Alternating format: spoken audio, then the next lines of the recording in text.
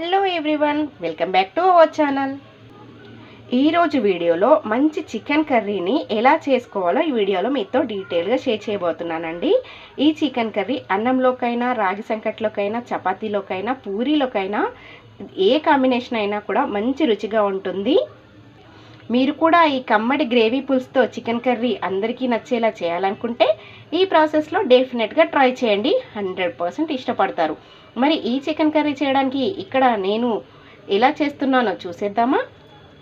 మరి ఈ సీజన్లో మనం అప్పాలు వేసుకుంటాం కదా, దాంట్లోకి కొంచెం సూప్ అయితే కావాలి కదా, అందుకోసం వచ్చేసి నేను గ్రేవీ కర్రీ లాగా చేస్తున్నాను. దీనికి వచ్చేసి నేనైతే 3/4 kg దాకా చికెన్ని తీసుకున్నాను. ఈ చికెన్ని ముందు బాగా క్లీన్ చేసేసుకోవాలి. ఒక 2-3 సార్లు బాగా క్లీన్ చేసుకున్న తర్వాత లాస్ట్లో ఉప్పు నిమ్మరసం వేసేసి బాగా క్లీన్ చేసుకొని పక్కన పెట్టేసుకోవాలి.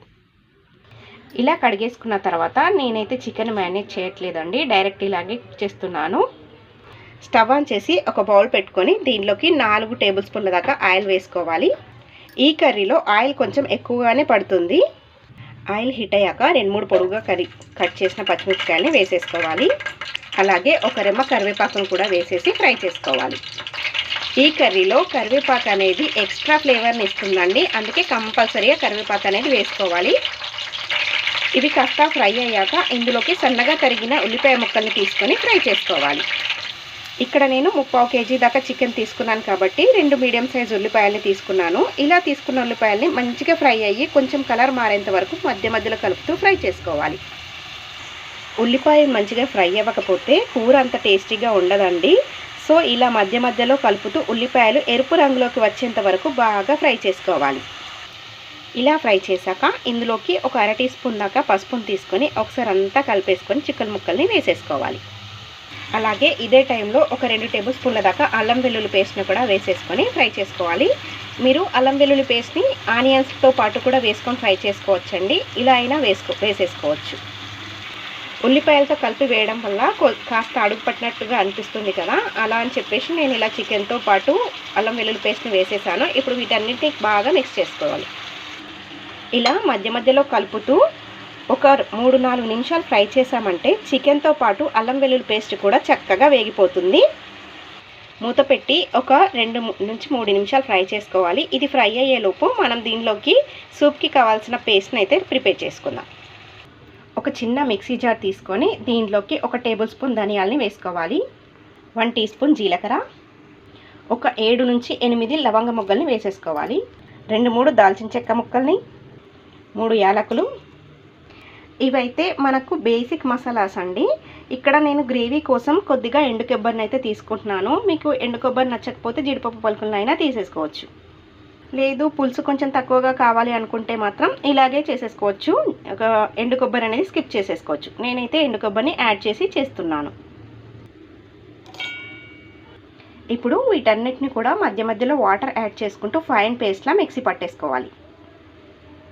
ఈ పేస్ట్ని మనం ఎంత మెత్తగా గ్రైండ్ చేస్తే మనకి గ్రేవీ అనేది అంత బాగా వస్తుందండి.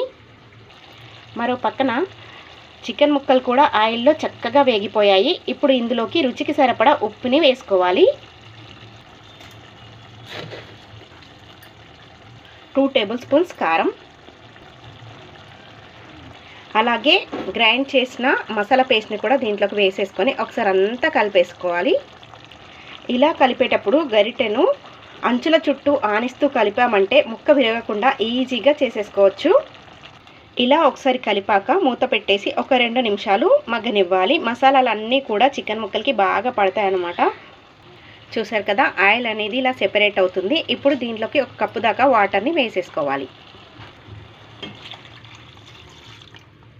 ఇలా వేయడం వల్ల మసాలాలు అనేవి మాడిపోకుండా ఉంటాయి. ఇప్పుడు మంటను లో ఫ్లేమ్లో పెట్టి మధ్య మధ్యలో కలుపుతూ ఒక 4-5 నిమిషాలు ఉడికించుకోవాలి. 5 నిమిషాల తర్వాత మూత తీసి ఒకసారి అంతా కలిపేసుకొని ఇప్పుడు ఇందులోకి గ్రేవీకి సరిపడా నీళ్ళని వేసేసుకోవాలి.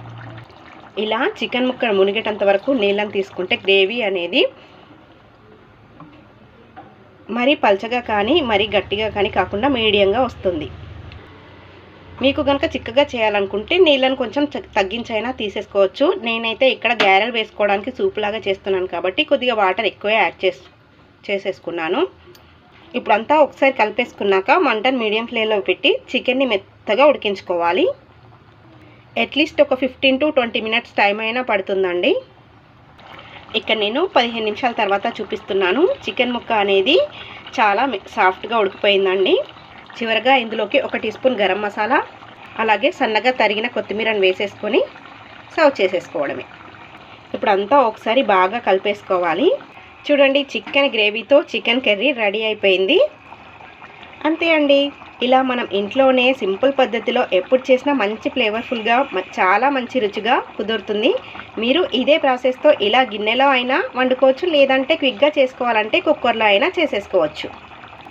మీరు కూడా ఈ స్టైల్లో కోడికూరను మంచిగా ఎంజాయ్ చేయాలనుకుంటే ఈ వేలో ఒకసారి ట్రై చేయండి. చాలా బాగా ఇష్టపడతారు. అలాగే మీరు ట్రై చేశాక మీకు ఎలా వచ్చిందో కింద కామెంట్ సెక్షన్లో నాతో షేర్ చేయడం మర్చిపోదు.